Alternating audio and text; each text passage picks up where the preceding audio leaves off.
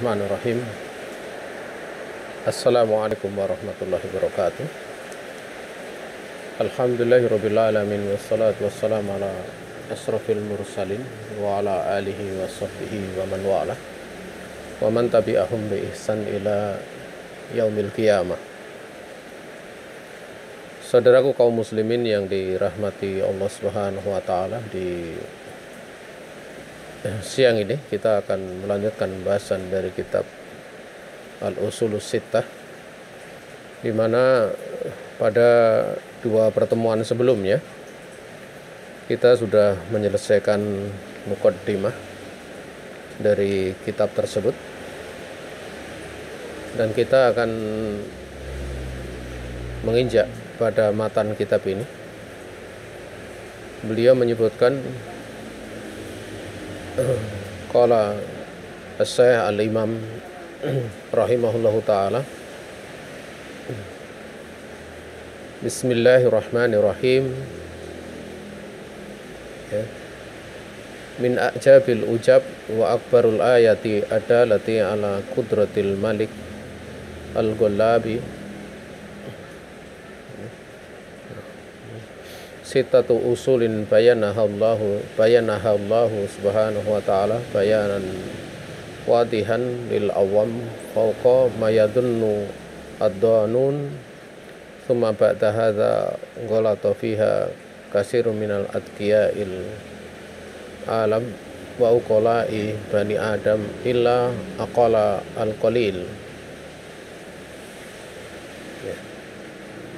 Beliau rahimahullah ta'ala menyebutkan, pertama kali mengawali dengan Bismillahirrahmanirrahim, termasuk perkara yang paling menakjubkan di antara hal-hal yang menakjubkan dan terbesarnya ayat-ayat yang menunjukkan kekuasaan dari Al-Malik yang merajai, yaitu Allah Subhanahu wa ta'ala, yang menunjukkan kekuasaan Al-Malik. Demikian pula Al-Ghalab yang maha mengalahkan. Itu adalah sittatu usulin, 6 prinsip dasar yang Allah Subhanahu wa ta'ala telah menjelaskannya dengan penjelasan yang sangat jelas, yang bisa difahami oleh lil awam, orang-orang awam, yang mana hal tersebut itu di luar sangkaan orang-orang yang menyangka, di luar dugaan orang-orang yang menduganya, karena begitu mudahnya difahami, artinya orang bodoh sekalipun akan bisa paham. Namun summa ba'da hadza, kemudian setelah ini justru banyak dari manusia yang dikatakan atqiya, yang pandai, para cendekiawan, demikian pula orang-orang yang berakal dari kalangan manusia, itu justru salah di dalam perkara ini, dikecualikan darinya illa aqalal qalil, kecuali jumlah yang sangat sedikit di antara mereka. Saudaraku kaum muslimin yang dirahmati Allah Subhanahu wa ta'ala, dari pembukaan ini nampak bahwa sebenarnya 6 prinsip dasar ini telah dijelaskan oleh Allah Subhanahu wa ta'ala dengan penjelasan yang sangat terang, bisa difahami oleh orang-orang awam sekalipun, Namun perkara yang sangat menakjubkan justru orang-orang yang pandai, para cendekia, demikian pula orang-orang yang berakal, itu tersalah di dalam perkara ini. Yang dikecualikan hanyalah sedikit sekali. Saudaraku kaum muslimin yang dirahmati Allah Subhanahu wa ta'ala, dan 6 prinsip dasar itu sudah kita jelaskan secara umum pada pertemuan yang lalu. Untuk siang ini kita hanya sedikit akan memberikan tambahan tentang awalan beliau Bismillahirrahmanirrahim, di mana beliau memulai dengan bacaan basmalah. Dan jar majrur di situ yaitu bismillah itu berkaitan dengan muta'allaqun bi fi'lin mahdhufin muakhar munasibin lil maqami, berkaitan dengan perbuatan yang di fi'ilnya itu dihilangkan, yang diletakkan di akhir, atau itu merupakan sasaran ya, ataupun objek dari perbuatan yang dihilangkan fi'ilnya, yang diletakkan di bagian belakang, yang perbuatan tersebut munasibin, sesuai dengan apa yang akan dilakukannya ya, munasibin lil maqam. Sehingga takdirnya di sini kalau ini sebuah tulisan ya bismillahi aktub, hanya dengan menyebut nama Allah Subhanahu wa taala saya akan menulis ya. Dan kita takdirkan itu dengan fi'il karena asal di dalam amal itu perbuatan. Li'an al-asla fil amal al-af'al ya. Dan ditakdirkan dalam keadaan muakharan ya, diletakkan di belakang. Itu ada dua faedah ya, diterangkan oleh para ulama. Faedah yang pertama adalah untuk at-tabarruk bil bada'ah bismillahi ta'ala, yaitu untuk berberkah dengan memulai, di dalam memulai sebuah tindakan dengan menyebut nama Allah Ta'ala. Kemudian yang kedua adalah ifadatul hasr, untuk memberikan faedah pembatasan karena ya mendahulukan sesuatu yang haknya itu di akhir ya, li'anna taqdima ma haqquhu ta'khir yufidul hasr, dikarenakan mendahulukan sesuatu yang haknya itu akhir itu memberikan faedah pembatasan ya. Jamaah yang dirahmati Allah Subhanahu wa taala, itu yang perlu untuk ditambahkan. Dan juga bak di situ diterangkan oleh para ulama adalah bak lil isti'anah ya. Artinya dengan memohon pertolongan Allah Subhanahu wa taala dengan menyebut namanya untuk melakukan perbuatan yang akan dilakukan, karena kita tahu bahwa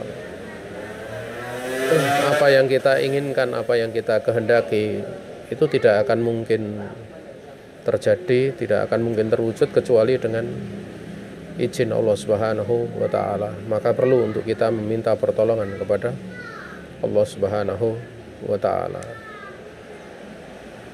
Nah, saudaraku kaum muslimin yang dirahmati Allah Subhanahu wa taala, itu saja yang ditambahkan di pertemuan ini. Kita langsung menginjak pada al-aslul awal ya, perkara mendasar yang pertama dari 6 prinsip dasar di dalam beragama. Diterangkan oleh beliau rahimahullahu taala, al-aslul awal ikhlasu dini lillahi ta'ala wahdah la syarikalah wa bayanu diddihi alladhi huwa asyirku billahi jalla wa ala wa kaunu aksaril Qur'an fi bayani hadzal asal min wujuhin syatta bi kalamin yafhamuhu abladul amah thumma lama sara ala aksaril ummah masara adhara lahum syaitanu al-ikhlasu fi surati tanakusis solihin wa taksiri fi huquqihim wa adhara lahum syirka billahi jalla wa'ala fi surati mahabbatis solihin wa atbaihim. Jamaah yang dirahmati Allah Subhanahu wa taala, perkara mendasar, prinsip dasar yang pertama adalah mengikhlaskan agama ini untuk Allah Subhanahu wa taala semata. Tidak ada serikat ya, bagi Allah Subhanahu wa taala, dan menjelaskan apa yang menjadi lawannya, yaitu mensyirikkan Allah Subhanahu wa taala. Perbuatan mensyirikkan Allah Subhanahu wa taala. Kalau di dalam naskah lain itu tanpa ada domir ya, domir sebagai zaidah. Tapi sebagian disebutkan ada domirnya. Di sebagian naskah itu langsung dijelaskan langsung wabayanu didihi alladhi syirku billahi jalla wa'ala. Kalau sebagian itu huwa asyirku billahi jalla wa'ala. Naam. Ya. Atau di situ sebagian domir yang nanti ayatnya kepada didih ya, sehingga bukan sebagai zaid ya, sebagai koreksi dari penjelasan tadi. Kemudian beliau rahimahullah ta'ala menyebutkan ya, wa kaunu aksaril Quran, dan kebanyakan ya, apa yang ada di dalam Al-Quran itu menjelaskan perkara mendasar ini dari berbagai macam sisi yang berbeda-beda, dengan pembahasan yang mana orang yang paling lemah ya, atau dikatakan ablat ya, orang yang paling bodoh, paling pandir, itu pun bisa paham tentangnya ya, bisa memahami tentangnya. Nah, namun amat disayangkan, beliau katakan kemudian ya,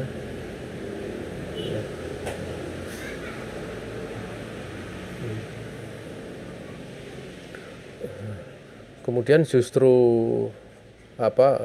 perkara ini ya, yang mana kebanyakan umat ya, perkara ini terjadi ya, pada kebanyakan umat manusia. Apa yang terjadi?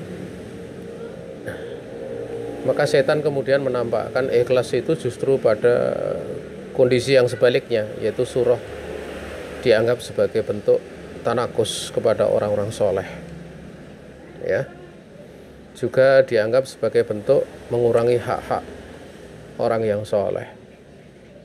Dan justru kemudian setan menampakkan kepada mereka syirik kepada Allah Ta'ala itu dalam gambaran mencintai orang-orang soleh, demikian pula para pengikut mereka ya, waliyadzubillah. Jadi tatkala terjadi apa yang terjadi ya,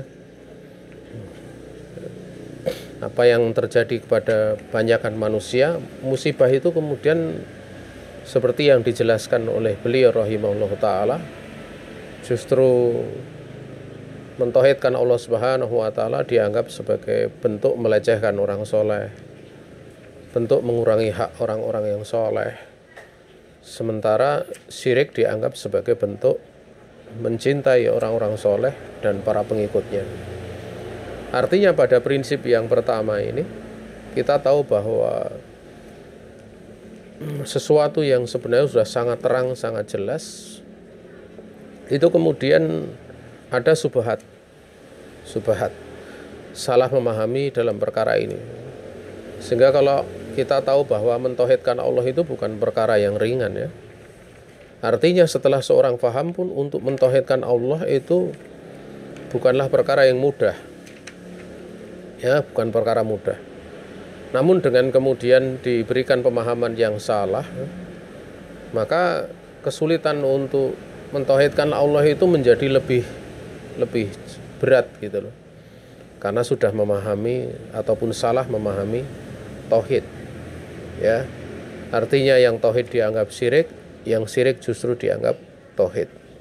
Ya. Kita tahu bahwa manakala sudah memahami dengan cara terbalik seperti ini, itu susah untuk seorang dia bertobat kepada Allah Subhanahu wa ta'ala. Karena jenis pemahaman yang seperti ini itu adalah jenis pemahaman yang dikatakan oleh para ulama sebagai jahal murakab ya, kebodohan yang pangkat 2, yang bertingkat, di mana Dia memahami sesuatu itu bertentangan dengan hakikat sesuatu. Ya. Seperti seorang dia memahami timur dengan pemahaman barat, barat dengan pemahaman timur. Nah, seperti ini banyak terjadi. Dan memang itu sudah disebutkan oleh Nabiullah. Ya, disebutkan oleh sebagian tabi'in, bukan Nabiullah, sebagian tabi'in, bahwa tidak akan tegak kalim hari kiamat, la taqumus saah. Ya. Hatta sara ilmu jahlan wal jahlu ilman. Tidak akan tegak hari kiamat sampai kemudian ilmu itu menjadi kebodohan, dianggap sebagai kebodohan. Sebaliknya kebodohan akan dianggap sebagai ilmu. Dan itu nyata. Salah satunya adalah ini, bahwa mentauhidkan Allah dianggap sebagai satu bentuk kebodohan. Kebodohannya apa? Yaitu dianggap melecehkan orang soleh, ya, dianggap mengurangi hak orang soleh. Sementara syirik yang itu merupakan kebodohan, itu justru dianggap sebagai ilmu, dianggap sebagai satu bentuk mencintai orang soleh, dianggap sebagai bentuk memuliakan mereka, ya, sehingga mereka memberikan peribadatan kepada orang-orang soleh tersebut. Saudaraku kaum muslimin yang dirahmati Allah Subhanahu wa taala, ya, kita tahu bahwa tauhid itu adalah perkara yang sangat penting, ya. Manakala seseorang dia puasa, dia sholat, yuksiru minal ibadati, dia memperbanyak ibadahnya. Namun manakala padanya itu seseorang dia lam yukhlis billahi jalla wa'ala fi a'malihi, dia tidak mengikhlaskan Allahu jalla wa'ala untuk Allahu jalla wa'ala di dalam ibadahnya, dalam amalnya, maka ibadah itu tidak ada manfaatnya. Kalau itu syiriknya adalah syirik besar, karena justru ibadah itu rusak karenanya, dianggap batal. Karena diantara bahaya syirik besar itu anasyirkal akbar yubtilu al-a'mala kullaha. Bahwa di antara bahaya syirik besar itu dia akan membatalkan, menghapuskan seluruh amalan. Kalau kemudian syiriknya kecil, maka akan mengurangi nilai amalan tersebut, ibadah tersebut, seukuran dengan kesyirikan kecil yang ada dalam amalan tersebut. Wallahu ta'ala a'lam. Dan ikhlas ini maknanya yaitu tarkus syirki wa ifradullahi ta'ala bil ibadah. Dan syirik itu, ya, ikhlas itu dia meninggalkan syirik dan menunggalkan Allah Subhanahu wa taala di dalam ibadah. Ini manakala ikhlas dimanakan pada ikhlas di dalam uluhiyah atau di dalam tauhid uluhiyah. Karena kita tahu bahwa ikhlas itu, ya, dengan segala macamnya berkaitan dengan 3 macam tauhid, rububiyah, uluhiyah, dan asma'i wa sifat. Ya. Walaupun kita tahu bahwa sering dimutlakan untuk tauhidul ibadah, sehingga ikhlas di sini ya berkaitan dengan ibadah ataupun amal. Nah, saudaraku kaum muslimin yang dirahmati Allah Subhanahu wa taala, ya. Dan kita tahu bahwa makhluk seperti apapun kedudukannya, ya, mahma balagha minal kamal wa minal fadl, seperti apapun dia mencapai kesempurnaan dan keutamaan, itu tidak berhak sama sekali untuk mendapatkan peribadatan.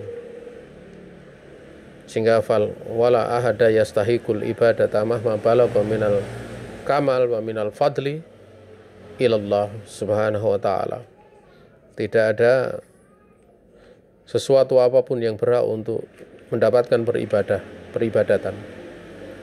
Seperti apapun kedudukan kesempurnaannya, demikian pula seperti apa keutamaannya.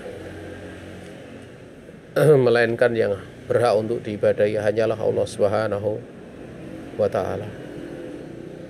Tidak malaikat yang terdekat, la malakul muqarrabun wala nabiyun mursal. Tidak pula nabi yang diutus. Lebih-lebih kalau nabi saja tidak boleh, tidak dapat peribadatan, maka orang-orang soleh itu aula bidzalik. Ini perkara yang mendasar. Dan kita tahu bahwa perkara mendasar ini wala yatahaqqaqu hadzal aslu ila bitarki syirik. Dan tidak akan terwujud berhasil perkara mendasar yang pertama ini untuk direalisasikan kecuali dengan meninggalkan syirik. Dan yang dimaksud dengan meninggalkan syirik otomatis adalah melakukan apa yang menjadi lawannya. Ya. Adapun orang yang mencampurkan amaman yakhlitu bainal ibadati lillahi wa baina syirki bi ghairihi fahadza amaluhu habitun. Adapun barang siapa yang dia mencampurkan di antara ibadah untuk Allah dan mensyirikkan Allah Subhanahu wa ta'ala dengan selainnya, maka amalan orang seperti ini dia adalah terhapus. Ya. Sehingga orang yang mengikhlaskan amalannya untuk Allah itulah yang dikatakan sebagai sa'id. Ya, orang yang berbahagia. Ya. Walau kana amaluhu qalilan, sekalipun amalnya itu sedikit. Ya. Karena sedikitnya amal disertai ikhlas, fihi khair, padanya ada kebaikan. Faqalilum minal amal ma'al ikhlas fihi al khairu wa fihi an-najah. Ya. Sedikitnya amalan disertai dengan keikhlasan dalamnya itu ada kebaikan. Di dalamnya juga ada kemenangan. Ya. Hadis bitaqah itu tidaklah tersembunyi, ya, yaitu seorang laki-laki rajulun yub'astu yaumal qiyamati yuradu ala a'maluhu afan alaihi a'maluhu maktubatun fi sijjilatin kullu sijilin minha madul basar mamlu'atun bisayyi'ah tudau hadhi sijilat fi kifatin wa tudau hadhil bitaqah allati fiha la ilaha illallah. Qalaha hadar rajul min qalbihi bi ikhlasin wa yaqinin wa imanin fi kifatin farajahat hadhil kalimatu bi jami'i sijillat wa tashat bi jami'i sijillat. Subhanallah. Ya. Ini dikeluarkan oleh Imam Tirmidzi, hadisnya sahih, dan Ibnu Majah dari hadis Abdullah ibni Amr radhiyallahu taala anhuma. Ya, di mana ada seorang laki-laki yang dibangkitkan pada hari kiamat, kemudian amalan-amalannya itu ditampakkan padanya. Amalan-amalannya yang tertulis di dalam catatan amal itu ditampakkan di hadapan dia, dan setiap catatan itu padanya ada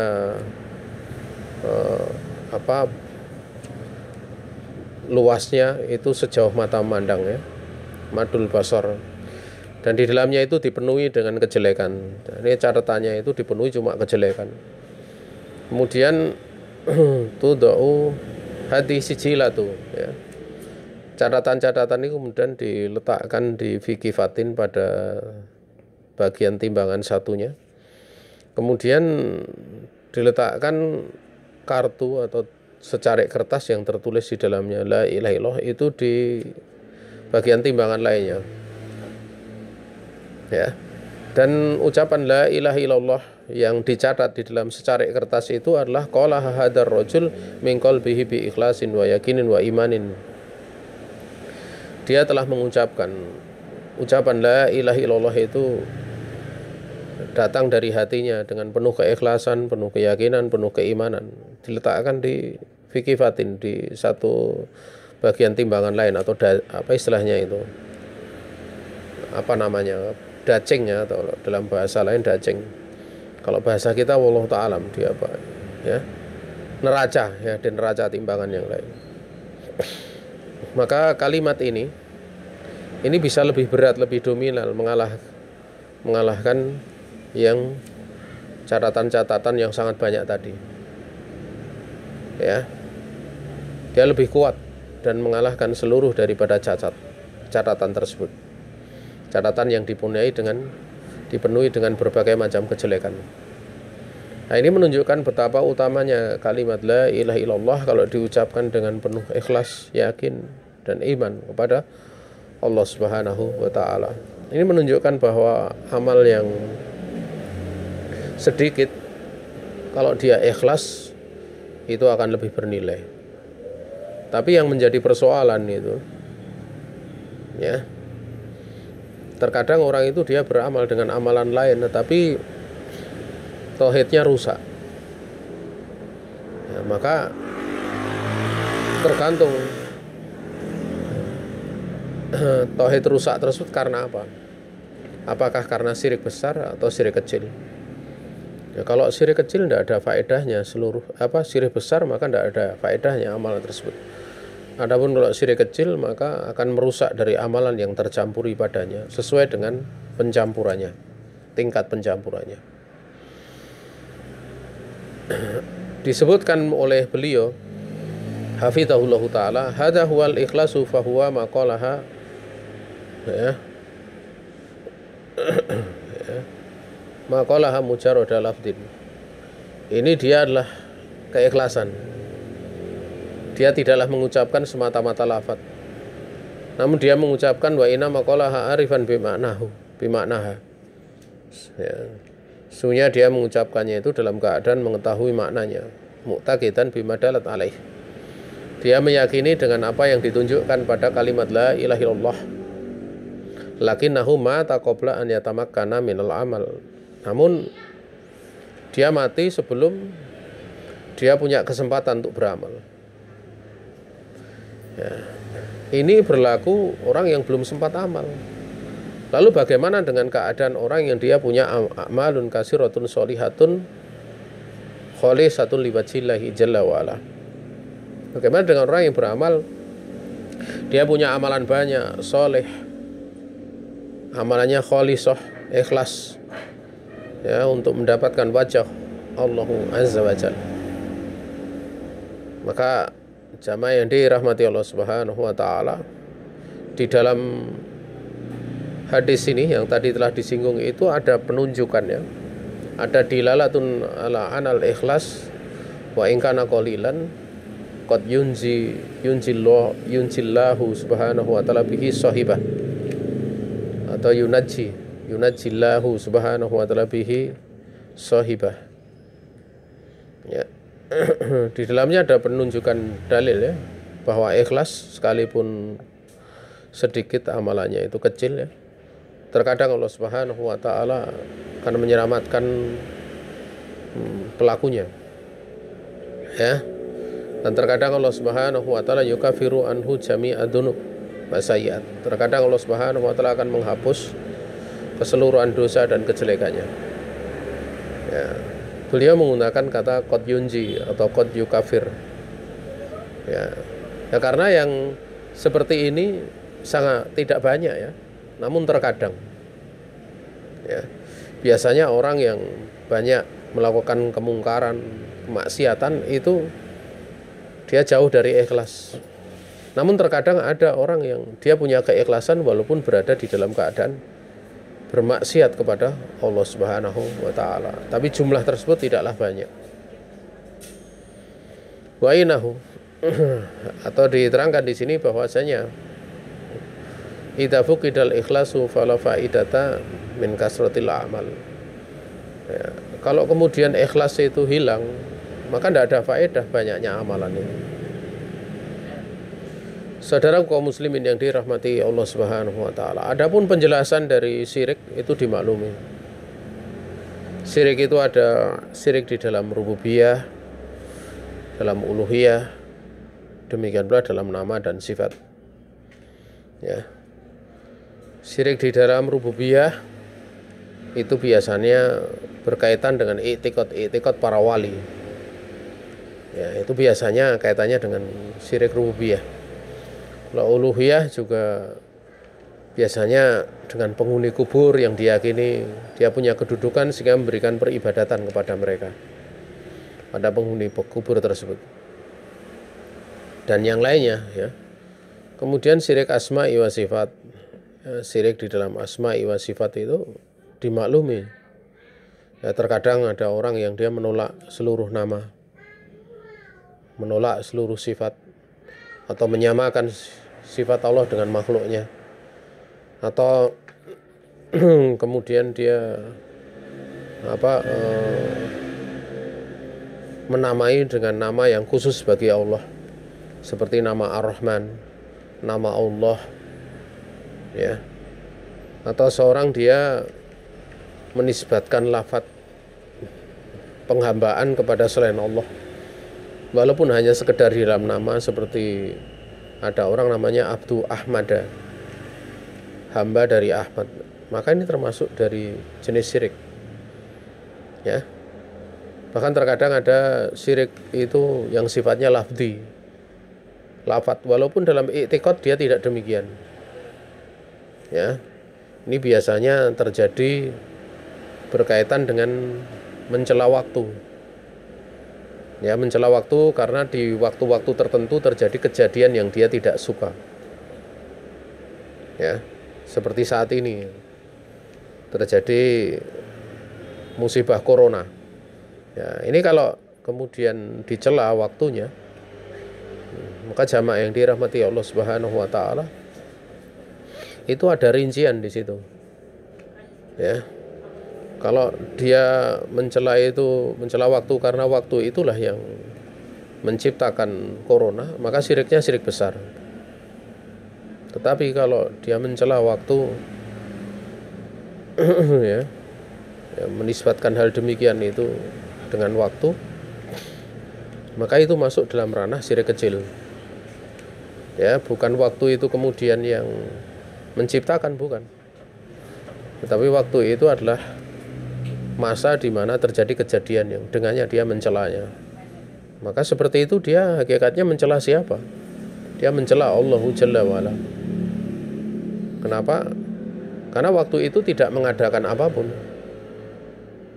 dia tidak menciptakan sesuatu apapun. Jadi kalau kemudian dicela, maka berarti yang dicela adalah yang menciptakan keadaan tersebut atau yang mengadakan keadaan tersebut, musibah tersebut, yaitu Allahu Jalla wa'ala. Nah, ini biasanya mengalir di lisan-lisan manusia, walaupun terkadang tidak ada i'tiqad di dalam hatinya ya, kaitannya dengan mencela, kaitannya dengan menisbatkan kepada selain Allah. Tapi dijelaskan oleh Syekh Shalal Fauzan itu termasuk syirkul lafzi ya, termasuk dari jenis syirik lafaz ya. Wa in kana wa in kana ghairu mu'taqid ya, sekalipun dia tidak meyakini. Jamaah yang dirahmati Allah Subhanahu wa taala ya. Kemudian wa kaunu aksaril Qur'an fi bayani hadzal asli min wujuhin syatta bi kalamin yafhamuhu ablatul amah. Sementara keberadaan kebanyakan dalil-dalil dalam Al-Qur'an itu menjelaskan perkara mendasar ini dari dengan bentuk-bentuk yang banyak ya, berbeda-beda penjelasannya. Namun dari berbagai bentuk penjelasan itu bikalamin yafhamuhu ablatu al-amati, itu bisa dipahami oleh orang yang paling paling awam sekalipun ya, paling awam sekalipun, orang yang paling kampung sekalipun, orang ya cara berpikirnya paling udik sekalipun ya. Seperti contohnya firman Allah Subhanahu wa taala, wa'budullaha wa la tusyriku bihi syai'a. Sembahlah oleh kalian itu Allah taala dan jangan kalian mensyirikkan Allah dengan sesuatu apapun. Ya. Itu jelas. Ya. Apakah perkara seperti ini tidak jelas? Ya. Kalam yang dikatakan kalamun gomit, apakah perkara seperti ini tidak jelas? Ini perkara jelas. Al-awam yafhamunahu. Wa'budullaha wa la tusyriku bihi syai'an. Ya. Sehingga dari situ sudah bisa pahami, ya, bahwa ayat ini merintahkan untuk beribadah kepada Allah dan melarang dari syirik. Ya.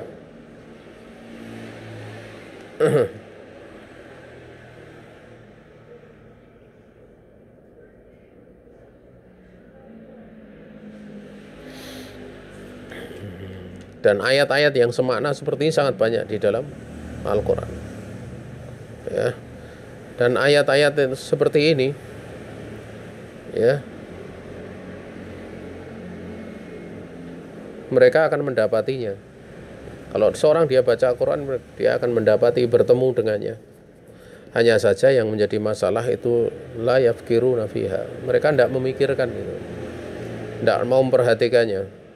Atau dianggap karena saking jelasnya itu justru dianggap tidak perlu butuh penjelasan rincian.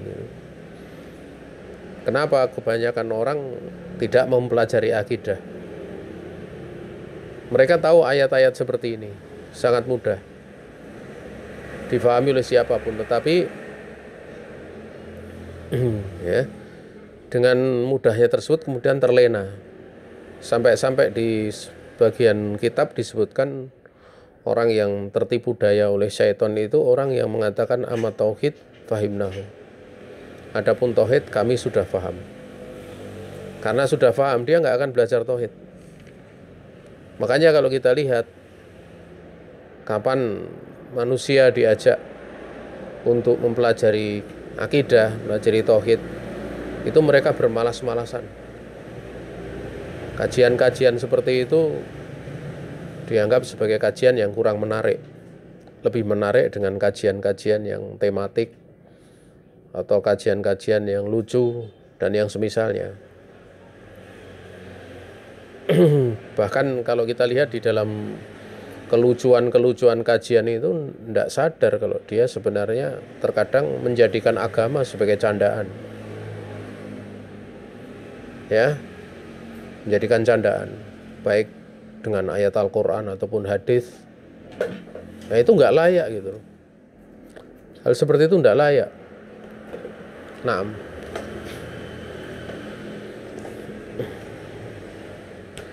ya. Sehingga nggak mempelajari tauhid. Ya. Ya. Saudara kaum muslimin yang dirahmati Allah Subhanahu wa taala. Kemudian tidakkah kita bisa memikirkannya tatkala Allah berfirman wa'budullaha wa la tusyriku bihi syai'an? Banyak orang yang masih mengatakan ya Ali, ya Husain, ya Badawi, ya Tijani, ya Abdul Qadir. Mereka ini yasrakhuna wa yasihuna wa yunaduna bi al aswatihim. Ya, mereka mengatakan wahai Ali, wahai Husain, wahai Badawi, wahai Tijani, wahai Abdul Qadir. Mereka berteriak, memekek, menyeru dengan suara-suara yang tinggi dari mereka. Ya, dengan suara-suara yang tinggi dari mereka. Sambil mereka mengatakan ya fulan, ya fulan, ya fulan.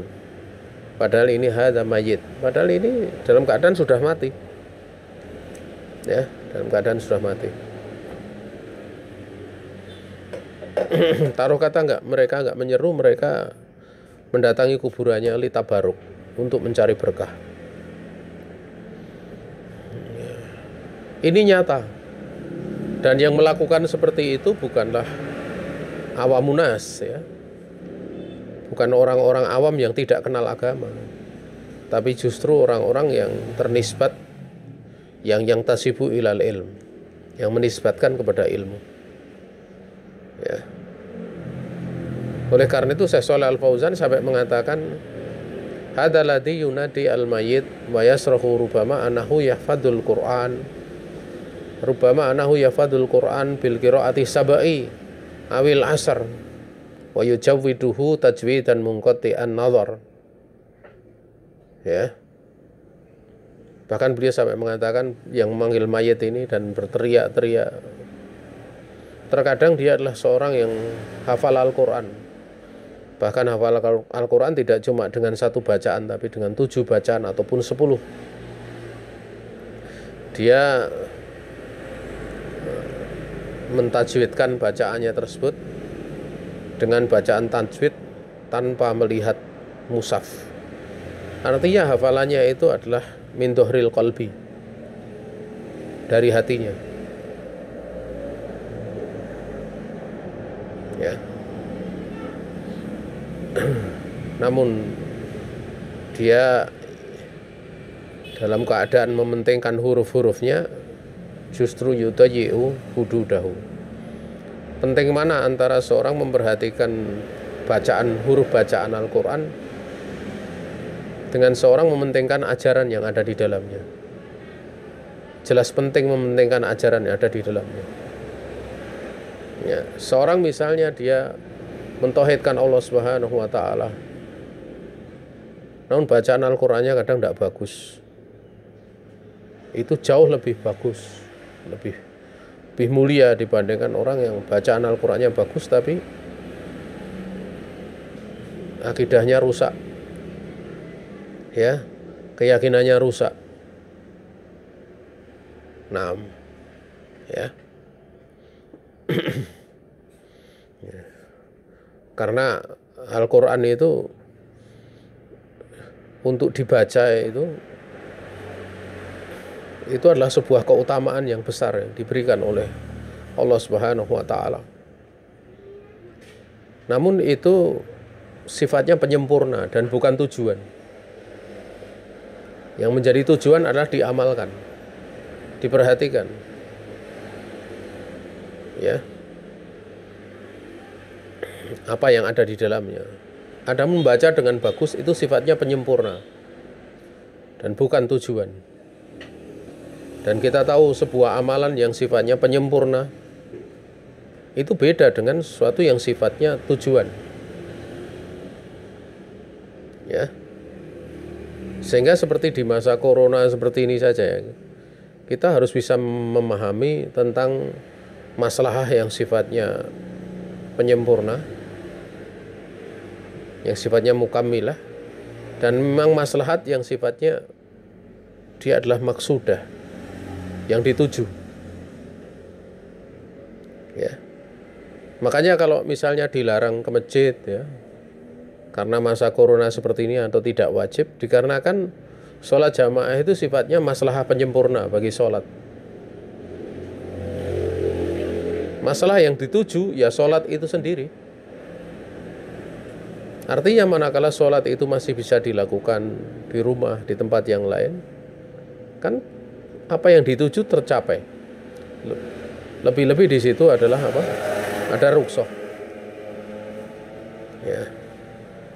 Namun berbeda halnya kalau maslahah itu memang maksudah.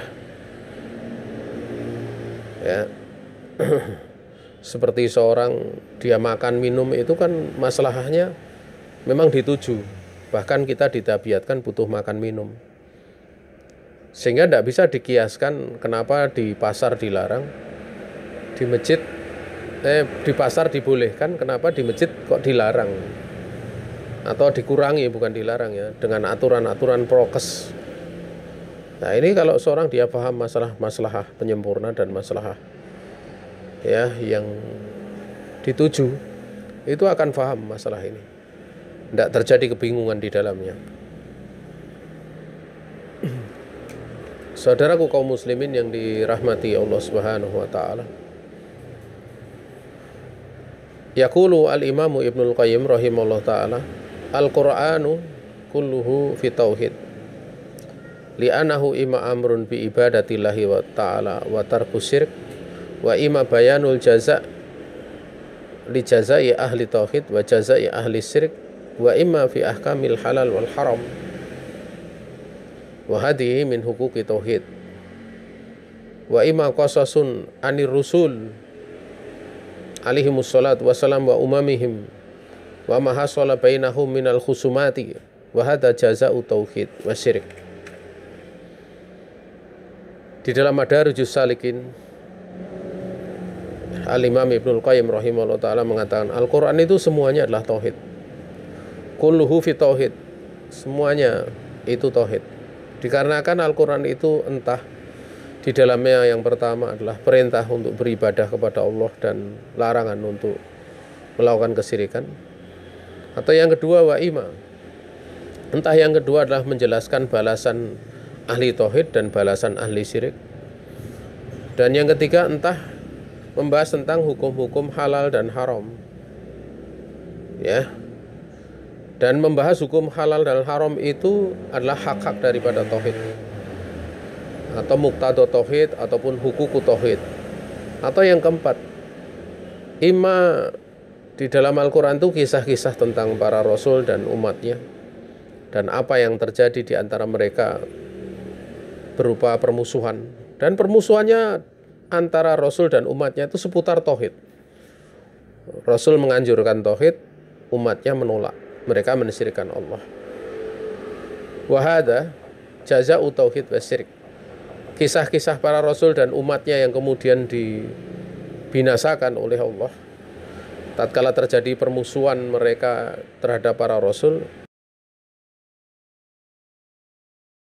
ini merupakan balasan bagi orang yang mentauhidkan Allah, balasan daripada orang yang mensyirikkan Allah. Balasan orang mentauhidkan Allah siapa? Para rasulnya. Balasan dari orang yang mensyirikkan Allah, umatnya yang kemudian dibinasakan. Seperti umat Nabi Nuh alaihi salam. Itu balasan di dunia. Balasan di akhirat itu akbaru min dzalik, lebih besar daripada perkara tersebut. Kemudian Al-Quran itu kuluhu tauhid min awalihi ila akhirihi. Al-Quran itu dari awal sampai akhir tauhid. Wa ma hadza yaqra'una hadzal qur'ana wa hum muqimuna ala syirkil akbar. Dari awal sampai akhir itu membahas tauhid. Namun bersamaan dengan ini, mereka membaca Al-Quran sementara mereka tetap menegakkan syirik besar. Mereka mengucapkan wa yaquluna la ilaha illallah wa la ya'maluna biha. Mereka mengucapkan la ilaha illallah tapi tidak mengamalkan la ilaha illallah tersebut. Tidaklah diamalkan dengan penuh semangat kecuali untuk acara-acara tertentu saja. Seperti habis meninggal orang, ya, diadakan tahlilan. Habis acara apa diadakan tahlilan. Seperti itu aja. Ya. Taruh kata kemudian mereka menjelaskan makna la ilaha illallah atau seputar masalah tauhid, maka mereka membahas dengan cara ilmu kalam. Nah, ini kan tambah rusak lagi. Hum fi wadin wal Qur'an wa la ilaha illallah fi wadin akhar. Mereka itu dalam satu lembah, sementara isi yang ada dalam Al-Quran dan la ilaha illallah yang mereka lafadzkan itu pemahamannya ada pada wadi yang lain, pada lembah yang lain. Sehingga wa innama hiya alfadun ala lisani faqat. Sehingga mereka hanya sekedar melafadzkan dengan lisannya saja tanpa kemudian memahami maknanya. Kemudian lautas alu wahidan minhum ma makna la ilaha illallah laqala laka la adri ana lam ata'allam. Andaikan engkau tanya salah satu dari mereka apa itu makna la ilaha illallah, niscaya mereka akan mengatakan la adri, karena saya tidak mempelajarinya. Atau manakala kemudian mereka menjawab pun jawabannya tidak akan melampaui tauhid rububiyah. Mereka tidak pernah akan mengucapkan tidak ada ilah yang disembah dengan hak melainkan Allah. Taruh kata mereka mengucapkan tidak ada ilah yang disembah dengan hak melainkan Allah, itu pun mereka tidak paham bentuk meninggalkan ibadah selain Allah itu seperti apa. Andaikan mereka memang faham terhadap makna itu yang diucapkan, mereka tahu makna la ilaha itu la mu'buda bihaqqin illallah. Ya, karena dalam lafaz-lafaz sebagian nukilan mereka kadang mensairkan itu, la ma'budu bihaqqin illallah. Tapi yang menjadi masalah kenapa masih datang ke kuburan? Ya, kalau kemudian akan mencari jodoh, kenapa ke kuburan? Ingin ilmunya tambah, kenapa ke kuburan? Dagangannya laris, kenapa ke kuburan? Dan itu nyata. Kalau sudah sekian kali berziarah, itu nanti rezekinya lancar, demikian. Lalu apa yang mendorong mereka melakukan itu? Kalau tidak kemudian punya keyakinan i'tiqad kepada yang dikubur.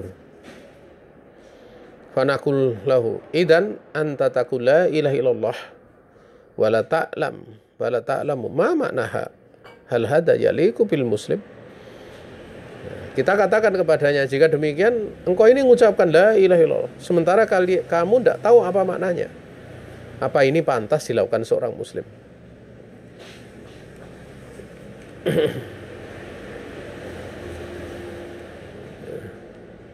Saudaraku kaum muslimin yang dirahmati Allah Subhanahu wa taala. Kemudian di bagian akhir ya, tsumma masara hadza aksaril ummah masara. Kemudian tatkala ya, perkara yang terjadi ini kemudian terjadi pada kebanyakan umat, pada umat manusia, adhara lahumus syaitanu al-ikhlasa fi surati tanakusis solihin. Maka setan kemudian akan menampakkan kepada mereka ikhlas itu dalam bentuk mengurangi ataupun melecehkan orang-orang soleh. Dianggap ikhlas itu melecehkan orang soleh dan mengurangi hak-hak mereka. Sementara sebaliknya adhara lahumus syirka billahi jalla wala fi surati mahabbati solihin wa adbaihim. Setan menampakkan kepada mereka bahwa mensyirikkan Allah itu dalam bentuk mencintai orang soleh dan para pengikut orang soleh. Dan kita tahu jamaah yang dirahmati Allah Subhanahu wa taala, cara seperti inilah yang digunakan oleh setan untuk menipu manusia sejak dari bapak ibu kita Adam dan Hawa, di mana perbuatan taat itu diberikan gelaran-gelaran buruk, sementara perbuatan jahat, perbuatan mungkar, perbuatan jelek itu diberi lakop-lakop yang bagus,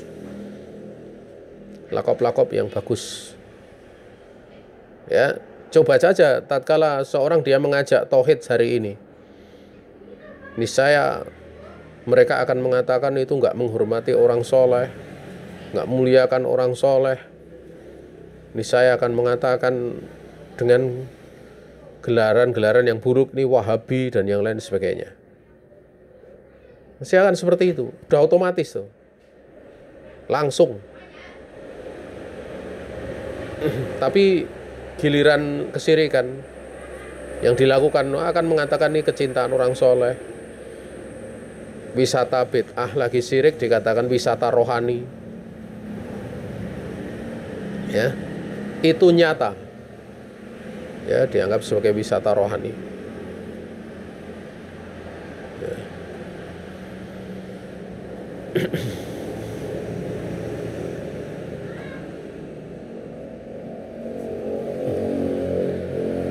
Tentunya hal seperti ini itu semakin menyadarkan kita bahwa setan dengan tipu dayanya itu, salah satu tipu daya yang paling mudah itu dengan propagandanya. Propaganda. Tidaklah kita melihat ada kemungkaran kecuali di situ ada propaganda-propaganda yang indah. Ya, berbagai macam bid'ah dan kesyirikan dikatakan kearifan lokal. Ya, kan dikatakan arif itu sesuatu yang kebijaksanaan lokal. Nanti arahnya jadinya ke situ. Walaupun kita tidak menafikan ada hal-hal dari muatan-muatan manusia yang menjadi kebiasaan, itu nggak bertentangan dengan syariat. Ya. LGBT saya akan dibawa kepada makna hak asasi manusia. Ya. Sunnah Nabi tatkala diamalkan mesti akan ada tuduhan radikal, Wahabi dan yang lain sebagainya. Sehingga yang dikatakan baik itu ya yang tidak mengamalkan sunnah. Dan semuanya akan saling menguatkan. Ada yang menguatkan itu dengan propaganda tersebut tanpa dalil. Yang lain kemudian menguatkan kadang dengan kaidah fikih, kaidah usul, tapi diterapkan dengan cara ngawur. Ya. Dibumbui dengan berbagai macam subhat. Sehingga manakala mendapati kitab salah satu imamnya yang mengatakan ini bid'ah, kemudian dia akan mengatakan tapi ini sudah dari budaya. Ini jadi budaya. Dan masih banyak contoh-contoh yang lain. Tatkala kemudian kitab-kitab imamnya mengatakan ini wajib, kemudian mereka mengatakan boleh, tidak wajib dilakukan ataupun diamalkan. Ya, akhirnya kalau kita lihat ya, semua seperti itu mesti nanti akan menghasilkan ungkapan-ungkapan yang ucapan-ucapan untuk membuat subhatnya itu indah, itu dengan perkataan yang menipu. Ya, yang perkataan indah yang menipu. Selesai pembahasan dari kaidah yang pertama ataupun al-aslul awal, ya prinsip dasar yang pertama. Besok kita akan melanjutkan pada prinsip dasar yang kedua. Prinsip dasar yang kedua, demikian pula ketiga, ini lebih ke pembahasan manhaj ya. Dan ini mungkin pembahasannya lebih panjang dibandingkan pembahasan yang pertama ataupun pembahasan yang lain ya. Sehingga untuk pembahasan yang pertama kita cukupkan sampai di situ ya, kita tidak menambahkannya lagi, walaupun sebenarnya ada beberapa penjelasan yang lain, tapi insya Allah sudah mencukupi. Ini saja yang bisa disampaikan. Ada salah semata-mata kekurangan diri saya dan dari syaitan, saya istighfar kepada Allah Subhanahu wa taala. Ada benar semata-mata keluasan rahmat Allah Subhanahu wa taala yang diberikan kepada kita. Akhirul kalam. Assalamualaikum warahmatullahi wabarakatuh.